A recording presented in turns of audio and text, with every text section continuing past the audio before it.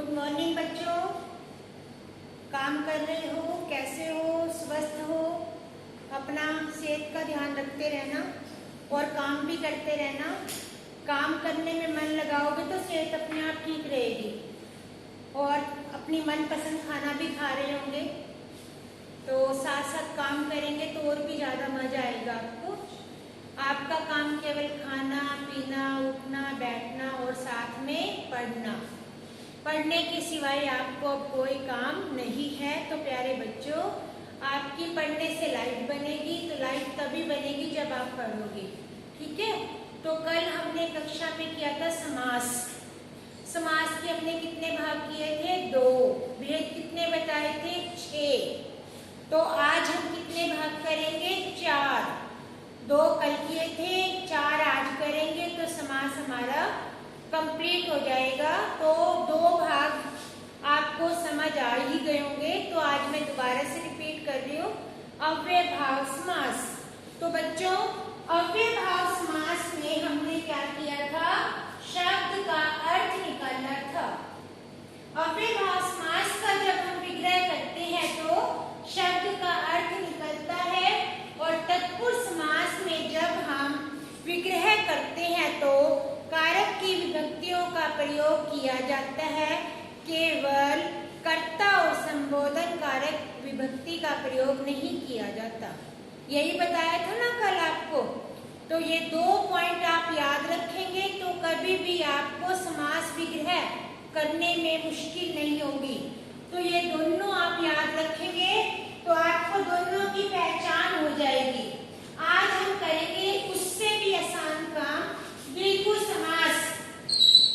द्विगु समास में पहला शब्द संख्या का होता है। लिख लो बुक में। बुक में आप नोट डाल के लिखेंगे, द्विगु समास में हमेशा पहला शब्द गिनती का होता है। गिनती मतलब संख्या, जैसे 1 2 3 4 5 6 7 8 9 10। इस प्रकार पहला शब्द गिनती का होता है और विग्रह करने पर जब हम उसको तोड़ते हैं तो तोड़ने के बाद समूह या समाहार का प्रयोग किया जाता है। क्या बोला है मैंने? विग्रह करने के बाद समूह या समाहार का प्रयोग किया जाता है। इतना आपको याद रहेगा। क्या बताया?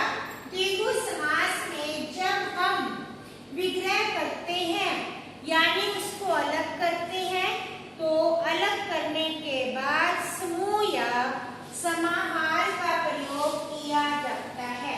ब्लैक बोर्ड पे देखेंगे क्या लिखा है? समूह और समाहार, यानी ग्रुप, जो ग्रुप की चीजें होती हैं। जैसे मैं बोलूं चौराहा, 4 राहों का समूह। सप्ताह, 7 दिनों का समूह। नवरत्न, 9 रत्नों का समूह। दशानन, 10 आनंद का समूह। पंचवटी, 5 वटियों का समूह। देखो बच्चों, जितने भी मैंने उदाहरण बताए सब में क्या थी? गिनती, और बाद में मैंने क्या लगाया? समूह या समाहार। कई बार द्विगु समास और बहुव्रीहि समास हमें एक जैसे दिखाई देते हैं, परंतु बहुव्रीहि समास में किसी की भी विशेषता बताई जाती है। यदि मैं बोलूं दशानन, 10 आनंद का समूह, ये क्या है? 10 आनंद अर्थात रावण के 10 सिर। परंतु यदि मैं कहूं 10 आनंद है जिसके कौन? रावण, तब यह बहुव्रीहि समास में जाएगा। आपने इतना याद रखना है, ठीक है। परंतु आप समूह लिखेंगे तो द्विगु समास और जिसका लिखेंगे तो बहुव्रीहि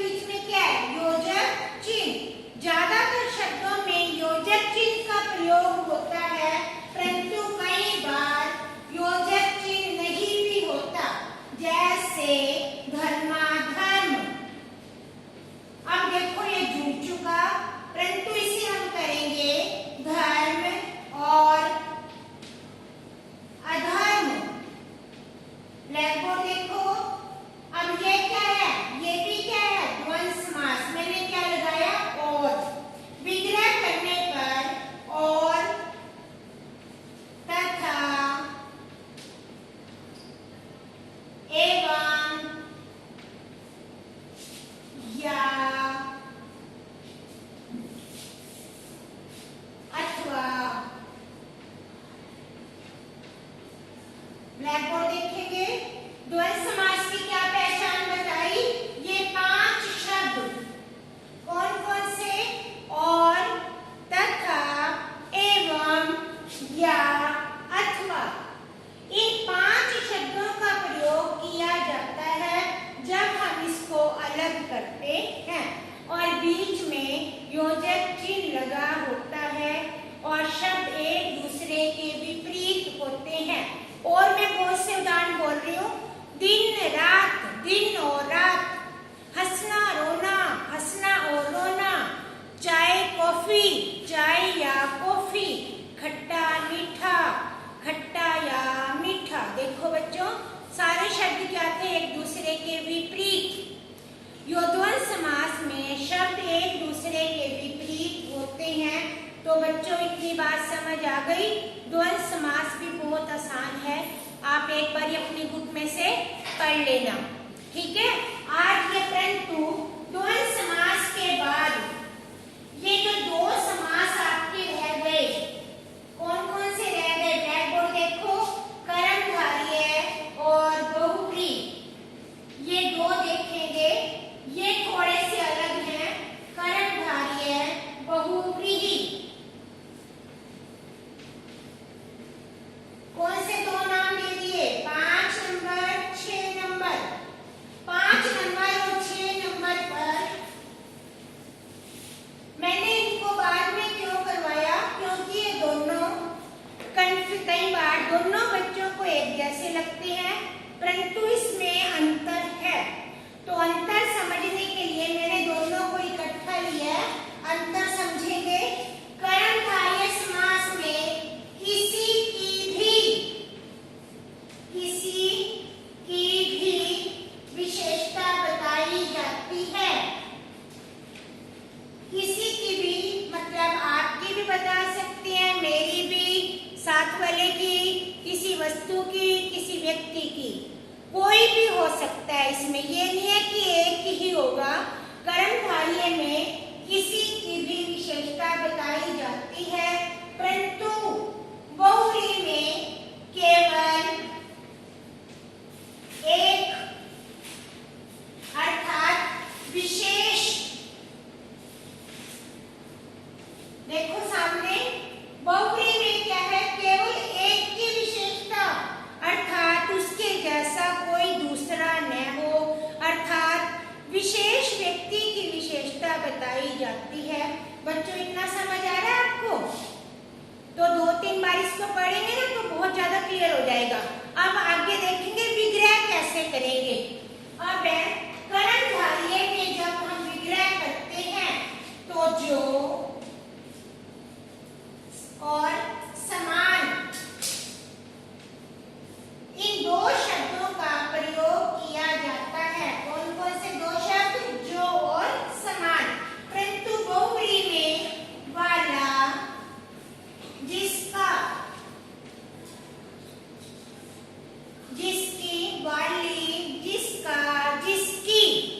यदि आपने जो लगाया है तो ब्रैकेट में लिखोगे। जैसे मैं बोलूं नीलकंठ, नीला है जो कंठ, किसका? शिव जी भगवान का। तो इसमें आप ब्रैकेट में लिखेंगे शिव, अर्थात एक व्यक्ति। आप पहचान कर रहे हो ना? कर्मधारय, मैं बहुत सारे उदाहरण बोलने वाली हूँ। कर्मधारय समास के उदाहरण सुनेंगे। लाल टोपी, लाल है जो टोपी, टोपी की विशेषता बता रहे हैं। अब मैं बोलूं महात्मा, महान है जो आत्मा, जो मतलब किसी की भी हो सकती है। इसी प्रकार और मैं बोलती हूँ उदाहरण, दही बड़ा, दही में डूबा बड़ा। ये बड़े की विशेषता बता रहे हैं, जो आप लोग भी खाते हो दही बड़ा। इसी प्रकार हरी मिर्च, हरी है जो मिर्च, सज्जन, सत्य है जो जन। देखो मैंने क्या लगाए? अब है चंद्रमुख, चंद्रमा के समान मुख। ये क्या बोल दिया मैंने? समान। और पहले क्या बोला था? जो लगाया था पहले मैंने। अब बोला कर कमल, कमल के समान कर। कैसे कमल के समान। तो बच्चों कर्मधारय समास समझ आ गया कि कहीं आप इसको अलग नहीं करेंगे। कर्मधारय बहुव्रीहि दोनों में विशेषता बताई जाती है। बहुव्रीहि समास, अब मैं बहुव्रीहि समास के आपको बहुत सारे उदाहरण बोलूंगी तो सुनेंगे। बहुव्रीहि समास में किसी एक विशेष व्यक्ति की विशेषता बताई जाती है। जैसे लंबोदर, लंबोदर कौन है? गणेश जी। लंबा है जिसका उदर, उदर पेट किसका है? गणेश जी का। तो किसका बताया? बहुव्रीहि समास में हमने गणेश जी की विशेषता बताई। अब दूसरा उदाहरण देखेंगे। पीतांबर, पीले हैं जिसके अंबर, कृष्ण भगवान के लिए प्रयोग किया गया, ये भी बहुव्रीहि समास है। तो बच्चों आपकी बुक में बहुत सारे उदाहरण दिए हैं कर्मधारय समास के, बहुव्रीहि समास के। अब 6 के 6 भेद मैंने समझाए आपको। बहुव्रीहि समास, कर्मधारय समास में अंतर, द्विगु समास और बहुव्रीहि समास में अंतर। केवल तत्पुरुष समास में कोई कंफ्यूजन नहीं है, उसमें कारक की विभक्तियां लगाएंगे। द्विगु समास में भी कोई कंफ्यूजन नहीं है, पहला शब्द गिनती का और बाद में समूह। द्वंद्व समास में तो कुछ नहीं करना, आपने और जोड़ के विग्रह करना है बस। तो बच्चों आपके 6 भेद, कितने भेद? 6। नंबर 1 रिपीट कर रही हूँ पूरा लेसन, एक बार दोबारा से सुनेंगे पूरा पाठ। कितने भेद थे?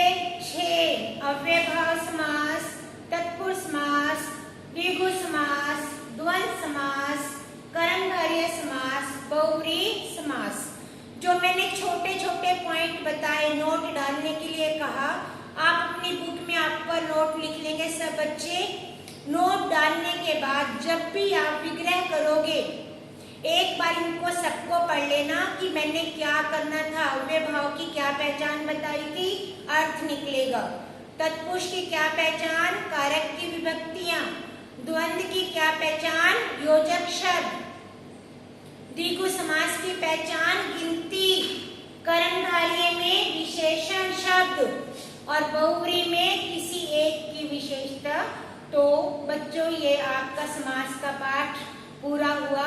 आप अपनी बुक के जितने भी बुक में शब्द दिए गए वो पढ़ेंगे और अभ्यास कार्य बुक में पेंसिल के साथ करेंगे। यदि आप पेन से करोगे तो आप उसे रब नहीं कर सकते, तो आप पेंसिल के साथ करेंगे और उसके बाद करने के बाद मैं आपकी एक्सरसाइज मिलवा दूंगी। तो आप ग्रामर की जितने लेसन अब तक हो चुके वहां तक आप अपनी बुक में ही काम पूरा करेंगे और काम करते रहा करो बच्चे, ध्यान रखा करो। धन्यवाद।